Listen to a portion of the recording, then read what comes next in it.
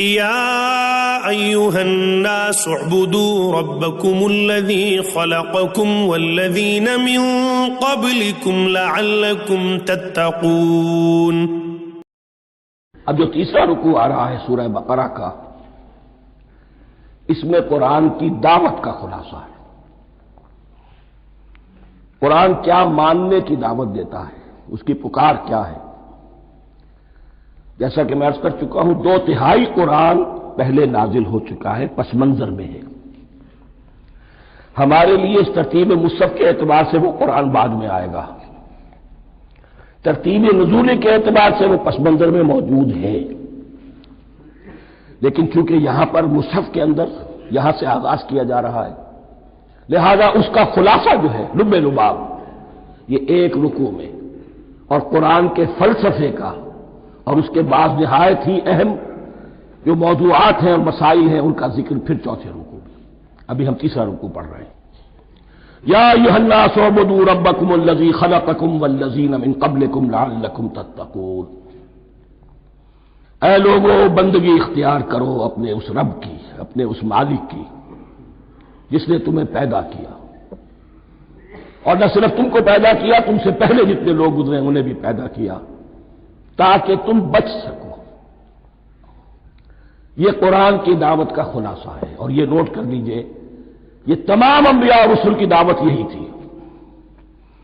اب جب پڑھیں گے سورہ اعراف پڑھیں گے، سورہ شعراء پڑھیں گے، ایک ایک کا نام لے کر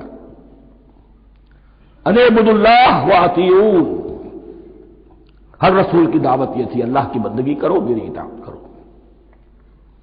یا قوم اعبدوا اللہ ما لکم من الہ غیرہ، اے میری قوم کے لوگوں اللہ کی بندگی کرو، تمہارا کوئی الہ اور معبود اس کے سوا نہیں ہے. پھر عضو قرآن یہی عبادت رب انسان کی تخلیق کی غایت ہے. وما خلقت الجن والانس الا لیعبدون، ہم نے جنوں اور انسانوں کو پیدا ہی صرف اس لیے کیا ہے کہ ہماری بندگی کریں. لیکن یہاں ایک فرق بہت بڑا ہے. تمام رسولوں کی دعوت یہی ہے، محمد الرسول اللہ کی بھی یہی ہے، لیکن بڑا فرق کیا ہے؟ باقی تمام رسولوں کی دعوت آپ کو ملے گی یا قوم، اے میری قوم کے لوگوں. یہاں ہے یا ایھا الناس، اے بنی آدم، اے بنی نوع انسان. معلوم ہوا کہ تمام رسول حضور سے پہلے صرف اپنی اپنی قوموں کی طرف آئے ہیں. پہلے اور آخری اور کامل رسول ہیں اللہ کے محمد صلی اللہ علیہ وسلم، جن کی دعوت آفاقی ہے. یا ایھا الناس، یا قوم نہیں، یا ایھا الناس اعبدوا ربکم الذی خلقکم والذین من قبلکم. اس میں دلیل بھی آ گئی کہ عام طور پر لوگ جو ہے غلط راستے پر اس دلیل سے جمے رہتے ہیں کہ ہمارے آباء و اجداد کا راستہ یہی تھا. تو بھائی جیسے تم مخلوق ہو ایسے وہ بھی تو مخلوق تھے، جیسے تم خطا کر سکتے ہو وہ بھی تو خطا کر سکتے تھے. لہذا یہ نہ دیکھو کہ آباء و اجداد کا راستہ کیا تھا، دیکھو یہ کہ حق کیا ہے. لعلکم تتقون، تاکہ تم بچ جاؤ، دنیا میں افراط و تفریط کے دھکوں سے بچ جاؤ گے، آخرت میں اللہ کے عذاب سے بچ جاؤ گے. ان دونوں سے اگر بچنا ہے تو اللہ کی بندگی کی روش اختیار کرو.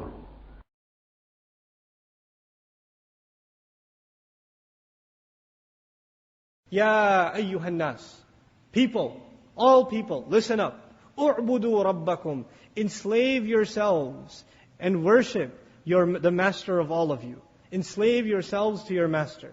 U'budu rabbakum. This is, if somebody asks you what's the summary of the Qur'an, this is the summary of the Qur'an. Iyaka na'budu. Accept yourself as slave, accept Allah as master, you've got the summary of the Qur'an. اعبدوا ربكم الذي خلقكم والذين من قبلكم, the one who created you and the one who created those who came much before you. Enslave yourself to him. لعلكم تتقون, so that you all, now here taqwa means something else. Taqwa doesn't just mean you can be fearful. Here it means so you can protect yourselves. The word taqwa in the Qur'an is also used in the meaning of protecting yourselves. Like on the Day of Judgment, Allah says, وَكَيْفَ تَتَّقُونَ إِن كَفَرْتُمْ يَوْمَ يَجْعَلُ الْوِلْدَانَ شِيبًا. How will you protect yourself on a day when, the young person is going to become gray-haired? The baby will grow gray hair out of grief. How are you going to protect yourself on that day? The taqoon is used in that ayah. Here Allah says, enslave yourselves to your master so you can protect yourselves. The Qur'an begins, Baqarah begins, Allah Azza wa Jalla says, guidance for who?